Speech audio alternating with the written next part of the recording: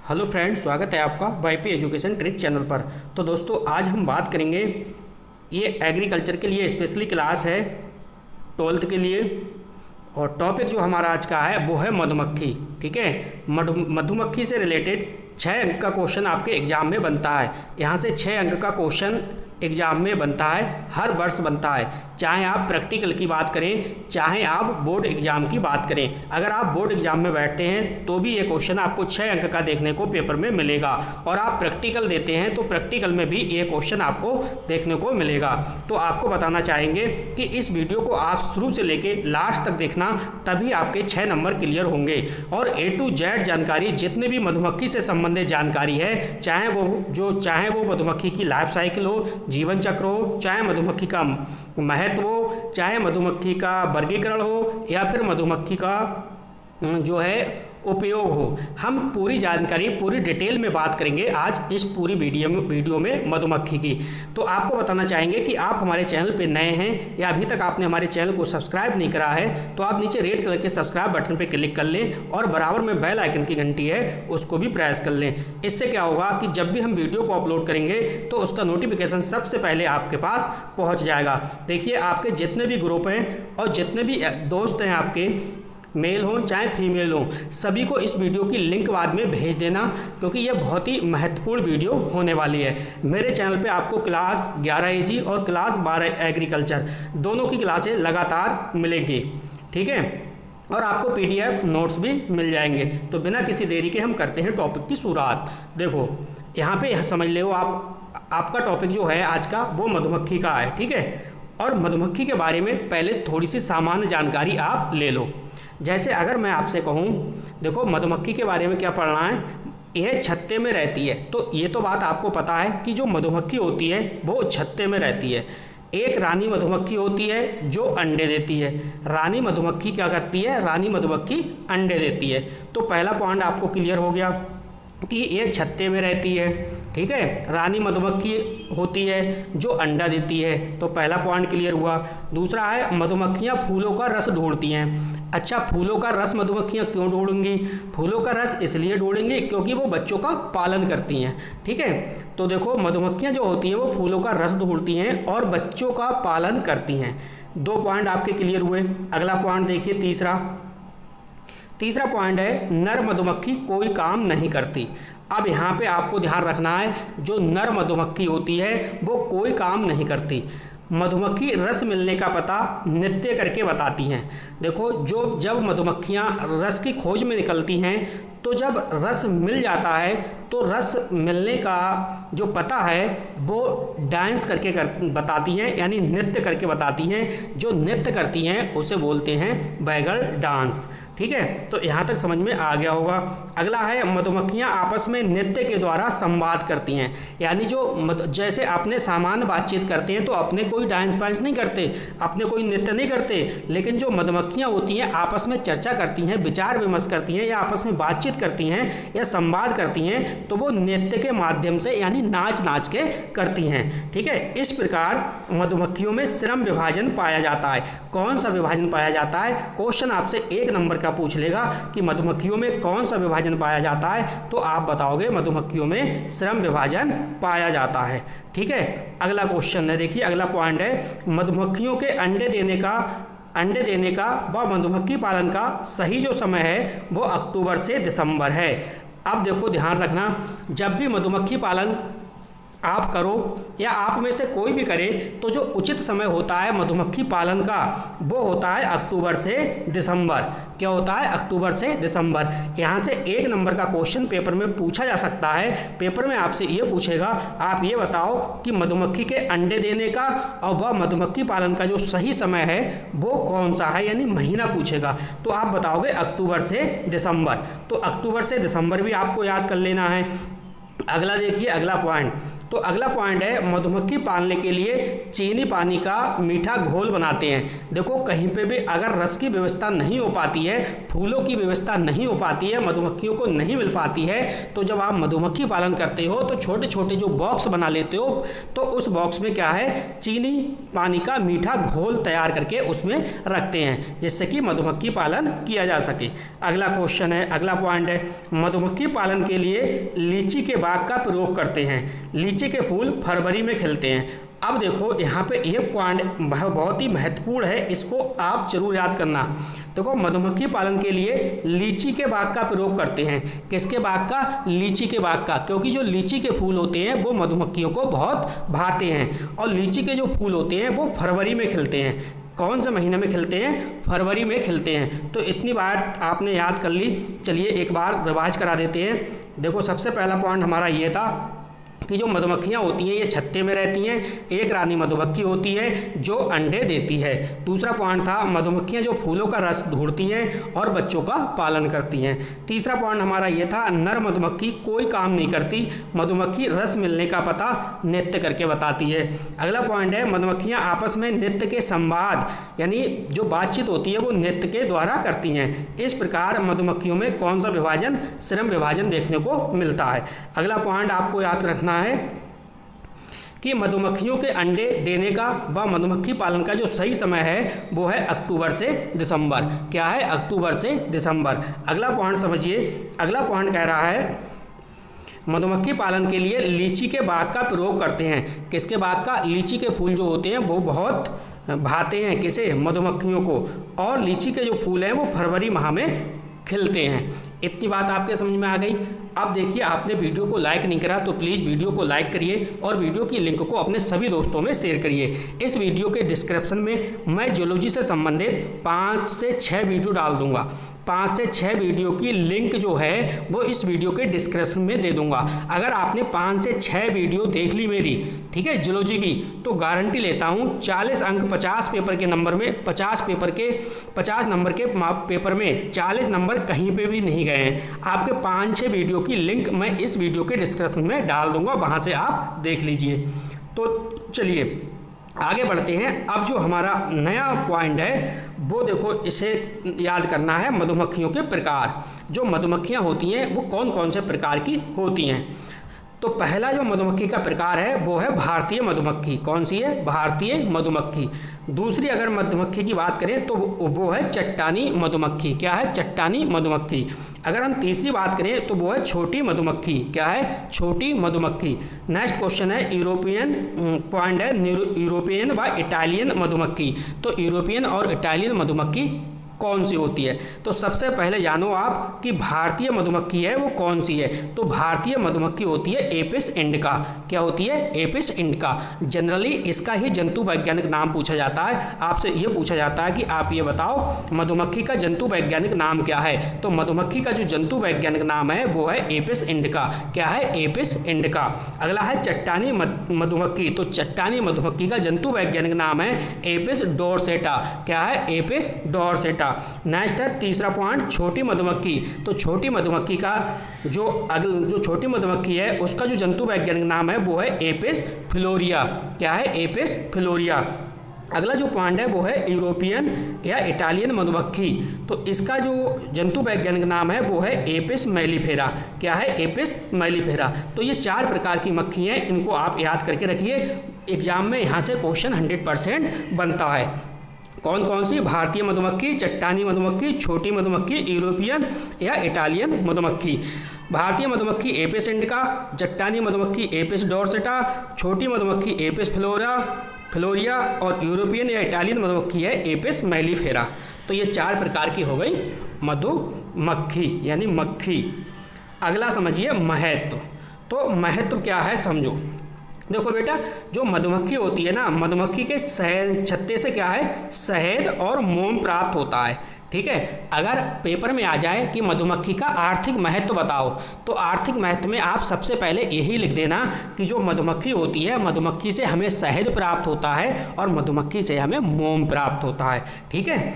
अगला जो पॉइंट है हमारा दूसरा, महत्व में ही आपको लिखना है कि मधुमक्खियाँ परागण में महत्वपूर्ण भूमिका निभाती हैं। किसमें? परागण में महत्वपूर्ण भूमिका निभाती हैं। तो ये लिख देना आप आर्थिक महत्व में। ठीक है।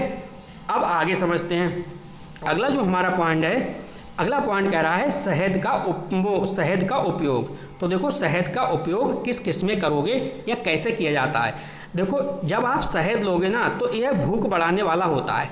शहद क्या करेगा? आपकी भूख को बढ़ा देगा। ठीक है। और अन्य भोज्य पदार्थों के पाचन में सहायक होता है। जैसे कोई भी आप अन्य भोज्य पदार्थ लेते हो तो वो पच नहीं पा रहा है, अगर आप शहद लेते हो तो वो आसानी से पचाने का काम करेगा। कौन? शहद। तो आपकी बात समझ में आ गई आपको कि शहद का उपयोग क्या है।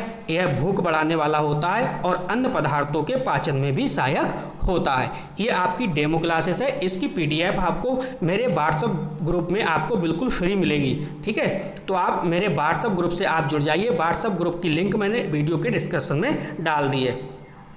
अगला पॉइंट समझो आप। अगला पॉइंट है शहद का उपयोग अनेक प्राकृतिक प्रसाधन बनाने में किया जाता है। अब शहद का प्रयोग अनेक जो प्राकृतिक प्रसाधन होते हैं उनको बनाने में किया जाता है। तो ये तो हो गए शहद के उपयोग। तो शहद का उपयोग कहाँ होगा? जब आप शहद को लोगे, शहद को लेने के बाद क्या होगी? आपकी भूख बढ़ जाएगी और जो अन्य भोज्य पदार्थ हैं उनको पचाने में भी सहायक होगा। और शहद का जो उपयोग है वो प्राकृतिक प्रसाधन में बनाने में भी किया जाता है। तो ये तो होगा उपयोग की बात। अब देखिए आगे समझते हैं। ये आपका क्वेश्चन 2 अंक का पेपर में हर बार पूछा जाता है।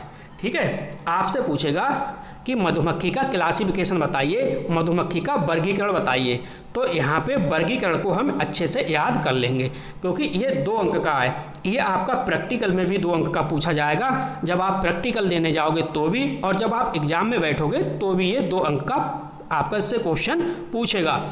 तो ये 6 अंक का टोटल क्वेश्चन यहाँ से बनता है। 6 अंक से अधिक भी पूछ सकता है क्योंकि 6 अंक का तो लॉन्ग ही है और ये 1 नंबर या 2 नंबर में भी यहाँ से क्वेश्चन खूब बनते हैं। तो इस क्वेश्चन को पूरा आप देखिए मेरा व्हाट्सएप नंबर दे रखा है 8650415957। ठीक है। और जो मैंने डिस्क्रिप्शन में व्हाट्सएप ग्रुप की लिंक दी है वो आपका 11-12 AG का ग्रुप है, उससे आप जुड़ जाइए। ये वाली PDF उसी ग्रुप में आपको मिल जाएगी। तो देखो यहाँ पे समझो संघ को इंग्लिश में कहते हैं फाइलम। आपका जो संघ है, संघ ये आर्थ्रोपोडा है। क्या है? आर्थ्रोपोडा है। अगर आपसे ये पूछे पेपर में कि 1 नंबर में क्वेश्चन पूछे कि आप ये बताओ जो मधुमक्खी है, मधुमक्खी किस फाइलम का है या मधुमक्खी किस संघ का है, तो आपका जो जवाब होना चाहिए वो होना चाहिए आर्थ्रोपोडा। क्या है? आर्थ्रोपोडा है। और जो वर्ग है, वर्ग क्या है? कीट है। वर्ग क्या है? कीट है। ठीक है। अब इतनी बात तो आपको याद हो गई। इसके बाद देखिए गण कह रहा है, गण आपका है हाइमेनोप्टेरा।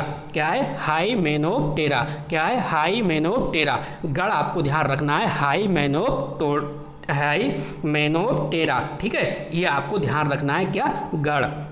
अगला कह रहा है वंश। तो वंश है जाति, वंश है एपिस। वंश क्या है? एपिस। और जाति क्या है? इंडिका। क्या है? इंडिका। इस प्रकार से आपका जंतु वैज्ञानिक जो नाम है मधुमक्खी का, ये बन गया एपिस इंडिका। क्या बन गया? Apis indica. जो जंतु वैज्ञानिक नाम होता है वो वंश और जाति दोनों को मिलाकर बनाया जाता है। इसी प्रकार वंश क्या हो गया? एपिस, और जाति क्या हो गई? इंडिका। इस प्रकार आपका जंतु वैज्ञानिक जो नाम बना वो बना एपिस इंडिका। क्लियर? यहाँ तक आपकी बात समझ में आ गई होगी। चलिए एक बार रिवाइज करा देता हूँ अच्छे से। देखो संघ है, संघ आपका आर्थ्रोपोडा है। वर्ग है, वर्ग आपका कीट है। गण है, गण आपका हाइमेनोप्टेरा है। वंश है, वंश आपका एपिस है। जाति है, जाति आपका इंडिका है। और अगर आपसे जंतु वैज्ञानिक नाम पूछे किसका? मधुमक्खी का, तो आप आके मीच के बता देना एपिस इंडिका। क्लियर? यहाँ तक आपके समझ में आ गया होगा। चलते हैं आगे। अगर आपने वीडियो को लाइक नहीं करा तो जल्दी से आप वीडियो को लाइक कर दीजिए और वीडियो की लिंक को अपने सभी दोस्तों में शेयर भी कर दीजिए। अब यहाँ पे जानेंगे लक्षण। कि हम कैसे पहचानेंगे। जैसे अगर मैं आपको 4-5 कीट दे दूं, जैसे मैं आपको प्रैक्टिकल में मान लो स्पोर्टिंग के तौर पे मैंने आपको दे दिया, एक दे दिया रेशम कीट दे दिया, दूसरा मधुमक्खी कीट दे दिया, ठीक है, और 3-4 आपको कीट और दे दिए उठा के, तो आप कैसे पहचानोगे कि ये जो है वो मधुमक्खी ही है। तो उसकी पहचान है, ये जो है ये पहचान के लक्षण हैं। इन लक्षणों के आधार पे आप आराम से पहचान सकते हो कि ये मधुमक्खी है। चलिए समझिए कैसे पहचानोगे। देखो उसमें आराम से आप ये देखोगे कि 3 जोड़ी पैर पाए जाते हैं। अगर वो मधुमक्खी है तो उसमें 3 जोड़ी क्या होंगे, पैर पाए जाते हैं, ठीक है। दूसरा पॉइंट है मुख में उपांग पाए जाते हैं। उपांग कहाँ पाए जाते हैं, मुख में पाए जाते हैं। तीसरा पॉइंट है समाज में रानी, श्रमिक व नर पाए जाते हैं। तो इस पॉइंट से आप नहीं पहचान पाओगे, ये अलग से आपको याद करना पड़ेगा। समाज में 3 प्रकार की मक्खी होती हैं, रानी मक्खी, श्रमिक मक्खी और नर मक्खी। तो ये पॉइंट तो आपको याद ही हो गया। सबसे बेस्ट पहचान आपकी ये वाली है। चौथा पॉइंट है, इससे आप तुरंत आइडिया लगा लोगे, तुरंत पहचान लोगे कि ये मधुमक्खी है। कैसे, देखो मादा के उदर के अंत में विषैला डंक पाया जाता है। क्या पाया जाएगा, विषैला डंक पाया जाएगा। देखो विषैला डंक जो होता है वो आगे की ओर नहीं होता, ये बात ध्यान रखना, ये मादा के उदर के पीछे की ओर होता है। अगर इस प्रकार से ये मधुमक्खी होगी तो यहाँ पे ये पीछे की साइड डंक पाया जाएगा, ठीक है। और मधुमक्खी के डंक में कौन सा अम्ल पाया जाता है, तो वो पाया जाता है फार्मिक अम्ल। कौन सा पाया जाता है, फार्मिक अम्ल, ठीक है। ये बात भी आपको ध्यान रखनी है। अगला जो पॉइंट है आपका वो कह रहा है कि मादा के उदर के अंत में विषैला डंक पाया जाता है। इस बेस पे तो आपने पहचान लिया कि ये मधुमक्खी है। दूसरा है यह एक सामाजिक कीट है। बिल्कुल सही बात है कि मधुमक्खी जो है वो एक सामाजिक कीट है। अगला जो पॉइंट है पूर्ण कायांतरण होता है। क्या होता है, पूर्ण कायांतरण होता है। अगला पॉइंट समझो, इसका जो शरीर है, इसका शरीर सिर, वक्ष और उदर, ठीक है, ये 3 भागों में बटा होता है। इसका सर 3 भागों में बटा होता है, सिर, वक्ष और उदर। नेक्स्ट है मुख में उपांग पाए जाते हैं। तो मुख में उपांग पाए जाते हैं, ये पॉइंट जो है वो रिपीट हो गया। टोटल 7 लक्षण है, 7 लक्षण आप याद कर लेना, यहाँ से भी आपको पेपर में देखने को मिलेगा, ठीक है। चलिए अब अगला जो पॉइंट है हमारा वो समझिए। देखो मधुमक्खी का जो जीवन चक्र है ना वो 12 मासी होता है। मधुमक्खी का जो जीवन चक्र है कैसा होता है, 12 मासी होता है। अब यहाँ से हम आगे चलेंगे तो हम लाइफ साइकिल पढ़ेंगे मधुमक्खी की, यानी जीवन चक्र के बारे में पढ़ेंगे, जो पेपर में खूब भर भर के क्वेश्चन पूछता है। मधुमक्खी का जीवन चक्र कैसा है, 12 मासी होता है और प्रत्येक कॉलोनी में 3 वयस्क जातियाँ पाई जाती हैं। प्रत्येक कॉलोनी में क्या होता है, 3 वयस्क जातियाँ पाई जाती हैं मधुमक्खी के। कौन कौन सी, समझो। देखो बेटा, पहली जो होती है आपकी वो होती है रानी मक्खी। पहली क्या होती है, रानी मक्खी होती है। दूसरी होती है नर ड्रोन होता है। तीसरी होती है मादा मक्खी। तो एक एक मक्खी की बात करेंगे कि किस मक्खी की क्या विशेषता है। अगर मैं आपसे ये पूछूं, आप ये बताओ कि रानी मक्खी है वो क्या करती है, तो आप कहोगे सर जो रानी मक्खी होती है वो अंडा देने का काम करती है। क्या करती है, रानी मक्खी जो होती है वो अंडा देने का काम करती है। अगर दूसरा हम पॉइंट है नर ड्रोन, तो नर ड्रोन क्या करता है, देखो जो नर ड्रोन होता है वो संभोग करता है। वो क्या करता है, संभोग करता है, मैथुन करता है। अब संभोग वो किस समय करता है, तो देखो जब मधुमक्खियाँ उड़ती हैं, सही है, तो उड़ते समय जो नर ड्रोन है वो क्या करता है, संभोग करता है। कब करता है, उड़ते समय करता है, ठीक है। और अपने जीवन में केवल एक बार ही संभोग करता है, एक बार ही मैथुन करता है। उसके बाद जो नर मक्खी होती है वो मर जाती है, ठीक है। अगला, अब मादा श्रमिक जो होती है, मादा श्रमिक यानी श्रमिक का आगे लग गया तो ये समझ लो ये जो मक्खी है ये काम करने वाली है, ठीक है। वर्कर्स, श्रमिक को क्या कहते हैं, वर्कर यानी काम करने वाले। तो ये गैर प्रजनन करने वाली मादा श्रमिक मक्खी होती है, ठीक है। ये सिर्फ और सिर्फ रसों को चूस कर लाने का काम करती है। कौन, मादा श्रमिक मक्खी। अब यहाँ पे देखिए जीवन चक्र के बारे में थोड़ा सा आप समझिए। अभी तक आपने वीडियो को लाइक नहीं करा तो जल्दी से आप वीडियो को लाइक कर दीजिए और वीडियो की लिंक को अपने सभी दोस्तों में शेयर भी कर दीजिए। चलिए तो यहाँ पे समझो आप, जीवन चक्र। अब देखो जीवन चक्र आपको रटने की कोई भी आवश्यकता नहीं है, जितना मैं बताऊं आपको मेरे हिसाब से आप याद करना तो बहुत आसान हो जाएगा आपको याद करना, और लंबे समय तक आप याद रख पाओगे। जब भी जीवन चक्र की बात आएगी तो आपके दिमाग में 4 बातें याद आनी चाहिए। कितनी बातें? 4 बातें याद आनी चाहिए। कि कौन कौन सी बातें याद आनी चाहिए? एक है अंडा, दूसरा है लार्वा, तीसरा है प्यूपा और चौथा है वयस्क कीट। ठीक है, अगर मैं आपसे ये कहूँ आप ये बताओ मधुमक्खी क्या देती है, तो आपका जवाब होगा अंडा। मधुमक्खी क्या देती है तो आपका जवाब क्या होगा? अंडा। अगर मैं आपसे ये पूछूं कि आप बेटा ये बताओ कि अंडे से क्या निकलता है, तो आपका जवाब होना चाहिए लार्वा। अंडे से क्या निकलेगा? लार्वा। अगर मैं ये कहूँ लार्वा आगे बढ़कर क्या बन जाता है, तो आप कहोगे सर जो लार्वा होता है वो आगे चल के प्यूपा बन जाता है। प्यूपा क्या है? प्यूपा। अगर मैं कहूँ प्यूपा आगे चलकर क्या बनेगा, तो प्यूपा जो है वो आगे चलकर क्या बन जाता है? एक वयस्क कीट बन जाता है। क्या बन जाता है? एक वयस्क कीट बन जाता है। तो इस प्रकार से आपने अगर इतनी बात बता दी तो समझो पूरा का पूरा मधुमक्खी का जीवन चक्र है वो कंप्लीट हो गया। ठीक है, तो 4 बातें आप याद रखोगे। कौन कौन सी? अंडा, लार्वा, प्यूपा और वयस्क कीट। ठीक है, यहाँ से हम आगे बढ़ते हैं।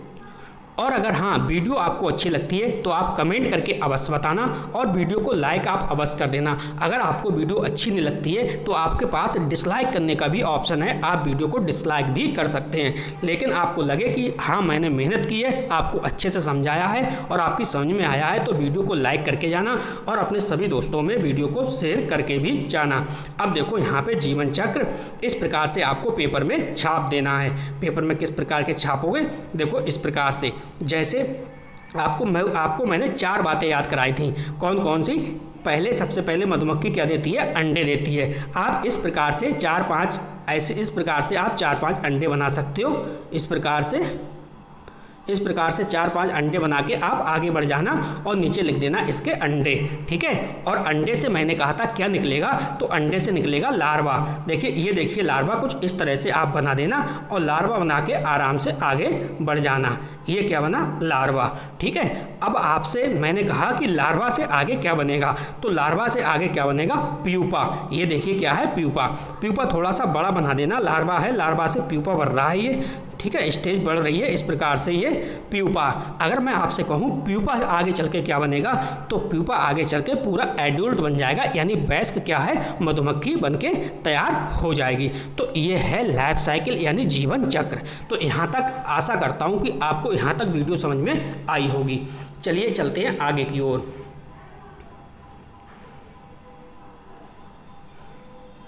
आगे देखिए, यहाँ पे देखो समझो, अगला पॉइंट है मधुमक्खी तथा रानी मधुमक्खी में मैथुन उड़ते समय होता है। तो मैंने आपको बताया था कि जो मधुमक्खी है और रानी मधुमक्खी है, इनमें जो मैथुन होता है वो उड़ते समय होता है। कब होता है? उड़ते समय होता है। और मैथुन के बाद जो है वो नर की मृत्यु हो जाती है। तो इसका मतलब आप कह सकते हो कि जो नर मधुमक्खी होती है वो अपने जीवन में केवल एक बार ही मैथुन करती है। ठीक है, अगला पॉइंट देखो यहाँ पे दे रखा है कि रानी मधुमक्खी जीवन में केवल एक बार मैथुन करती है। जो रानी मधुमक्खी होती है ये भी अपने जीवन में एक बार ही मैथुन करती है। और मैथुन कब होता है? तो मधुमक्खी और रानी मधुमक्खी मैथुन उड़ते समय करती हैं, और मैथुन के बाद जो है वो नर मधुमक्खी होती है यानी नर ड्रोन जो होता है उसकी मृत्यु हो जाती है। तो ये 2 पॉइंट आपने अच्छे से समझ लिए होंगे। चलिए एक बार फिर से रिवाइज करा देता हूँ। देखो मधुमक्खी तथा रानी मधुमक्खी में जो मैथुन होता है वो उड़ते समय होता है। मैथुन के बाद नर की मृत्यु हो जाती है, जो नर ड्रोन होता है उसकी क्या हो जाती है? मृत्यु हो जाती है। रानी मधुमक्खी जीवन में केवल एक बार ही मैथुन करती है। अगला पॉइंट है मैथुन के बाद रानी मधुमक्खी छत्ते में अंडे देती है। जब मैथुन कर लेती है तो मैथुन के बाद जो रानी मक्खी होती है वो छत्ते में क्या देती है? अंडे देती है। क्लियर? यहाँ तक आपके समझ में आ गया होगा। चलिए अगला पॉइंट समझिए आप। अगला पॉइंट है आपका वो देखिए, जो रानी मधुमक्खी है वो श्रमिक, यहाँ पे पॉइंट समझो, इस पॉइंट को आप अच्छे से समझ लो। ठीक है, जो रानी मधुमक्खी है वो श्रमिक और शाही कोष्ठ, क्या है? श्रमिक और शाही कोष्ठ में एक एक निषेचित अंडा, कितना? एक एक निषेचित अंडा, तथा नर कोष्ठ में एक अनिश्चित अंडा देती है। बात समझ गए। जो रानी मक्खी है श्रमिक, रानी मधुमक्खी श्रमिक में, ठीक है, जो श्रमिक मधुमक्खी होगी उसमें तथा शाही कोष्ठ में एक निषेचित अंडा तथा एक नर कोष्ठ में एक अनिश्चित अंडा देती है। अंडों से क्या निकलेगा, मैंने आपको बताया कि अंडों से लार्वा बनता है, और लार्वा से क्या है, लार्वा जो होता है वो प्यूपा में बदल जाता है। लार्वा किसमें, प्यूपा में बदल जाता है। निषेचित अंडों से श्रमिक तथा रानी मक्खी तथा अनिश्चित अंडों से नर मधुमक्खियाँ बनती हैं। तो इस पॉइंट को भी दोबारा से आप समझ लो। देखो बेटा, जो निषेचित अंडा है ना, तो जो निषेचित अंडे से क्या है, श्रमिक तथा रानी मधुमक्खी। निषेचित अंडे से क्या है, श्रमिक तथा रानी मधुमक्खी, और जो अनिश्चित अंडा है, अनिषेचित जो अंडा है, उनसे नर मधुमक्खियाँ बनती हैं। क्लियर। अगला जो पॉइंट है आपकी इस वीडियो का लास्ट पॉइंट है, ठीक है, उसको आप समझो। देखो, प्यूपा कायांतरण द्वारा पूर्ण कीट का विकास करता है। तो प्यूपा जो है वो पूर्ण कायांतरण द्वारा पूर्ण कीट का विकास करता है। तो इस प्रकार से मधुमक्खी का आपका आज का पूरा टॉपिक इस वीडियो में कंप्लीट हो गया। आज के बाद उम्मीद करता हूं कि मधुमक्खी का कुछ भी आपको पढ़ने की आवश्यकता नहीं है, सारा का सारा मैंने इस वीडियो में पढ़ा दिया। आप वीडियो के 2 से 3 बार देखोगे तो समझो आपके 6 मार्क्स हैं वो क्लियर हो गए, 6 मार्क्स आपके क्लियर हो जाएंगे। और आपको मेरे व्हाट्सएप ग्रुप से जुड़ना है तो मेरा व्हाट्सएप नंबर है 8650415957। इसका जो व्हाट्सएप ग्रुप है क्लास 11-12 AG का, उसकी मैंने डिस्क्रिप्शन में लिंक दे दी है, वहाँ से आप ज्वाइन हो जाइए। तो आप कमेंट करके बताओ ये वीडियो आपको कैसी लगी। वीडियो देखने के लिए आपका बहुत बहुत धन्यवाद, और मिलते हैं आपसे नेक्स्ट वीडियो में।